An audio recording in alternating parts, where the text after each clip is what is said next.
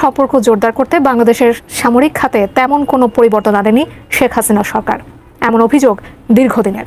তবে এই পরিস্থিতি বদলাতে বড় ধরনের সিদ্ধান্ত নিয়েছে অন্তর্বর্তী সরকার। এবার বাংলাদেশ বিমান বাহিনীর বহরে যুক্ত হতে যাচ্ছে ইউরোপ, এশিয়া ও মধ্যপ্রাচ্যের নির্মিত উন্নত যুদ্ধবিমান ও অ্যাটাক হেলিকপ্টার। প্রতিরক্ষা খাতে এমন উদ্যোগকে গেম চেঞ্জার হিসেবে দেখছেন সমরবিদরা। বিস্তারিত থাকছে শেখ ফরিদের প্রতিবেদনে।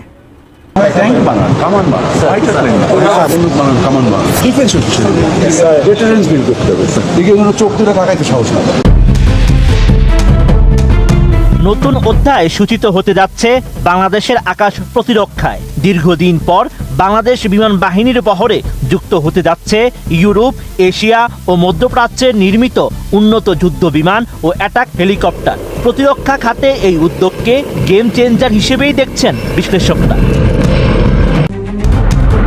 দীর্ঘ সময় ধরে পর্যাপ্ত আধুনিক যুদ্ধ বিমান ও হেলিকপ্টারের অভাব রয়েছে বাংলাদেশ বিমান বাহিনীর। এই অবস্থায় দেশের আকাশ প্রতিরক্ষাকে শক্তিশালী করতে ও বিমান বাহিনীর আধুনিকায়নে বড় পদক্ষেপ নিচ্ছে অন্তর্বর্তী সরকার। ইটালির তৈরি ইউরোফাইটার টাইফুন, চীনের তৈরি J-10C এবং পাকিস্তানের কাছ থেকে JF-17 যুদ্ধবিমান কিনতে যাচ্ছে বাংলাদেশ। সেই সঙ্গে তুরস্কের তৈরি বিশ্বসেরা T-129 অ্যাটাক হেলিকপ্টার উড়ার অপেক্ষায় বাংলার আকাশে। 2027 সালের মধ্যে ইটালির কাছ থেকে 10টি যুদ্ধবিমান কেনার প্রস্তাবনা রয়েছে, যার প্রতিটি 4.5 প্রজন্মের। পাশাপাশি তুরস্ক থেকে 6টি T-129 অ্যাটাক হেলিকপ্টার সংগ্রহের প্রস্তুতিও চলছে। জানা যায়, সরকারের নীতিগত অনুমোদনের পর একটি 12 সদস্য বিশিষ্ট কমিটি গঠন করা হয়েছে, যার নেতৃত্বে থাকছেন একজন এয়ার ভাইস মার্শাল। এই কমিটি ইটালি ও তুরস্কের প্রতিনিধিদের সঙ্গে সরাসরি আলোচনা করবে এবং দর কষাকষির মাধ্যমে চূড়ান্ত চুক্তি করবে। এরই মধ্যে চীনের তৈরি 20টি J-10C যুদ্ধবিমান কেনার বিষয়ে আলোচনা চূড়ান্ত পর্যায়ে। চুক্তির সম্ভাব্য মূল্য ধরা হয়েছে প্রায় $220 কোটি। এছাড়া পাকিস্তান থেকে 16টি JF-17 যুদ্ধবিমান কেনার সিদ্ধান্ত নিয়েছে বাংলাদেশ, যার সম্ভাব্য ব্যয় $720 মিলিয়ন।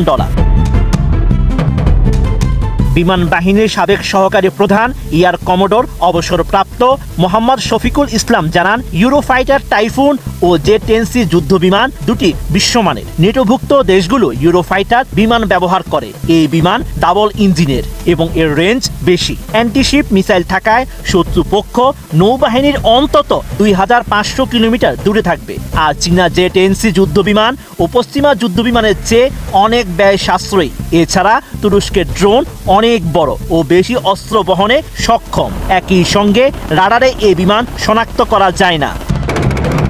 টপ ফাইট বা উঁচুতে যুদ্ধ করা যায়। শত্রুপক্ষের বিমানকে সহজে ফাঁকি দেওয়া যায় এই বিমানে। এই যুদ্ধ বিমানের গতিবেগ শব্দের চেয়ে দ্বিগুণ। এর সর্বোচ্চ গতি ঘন্টায় প্রায় 2415 কিলোমিটার।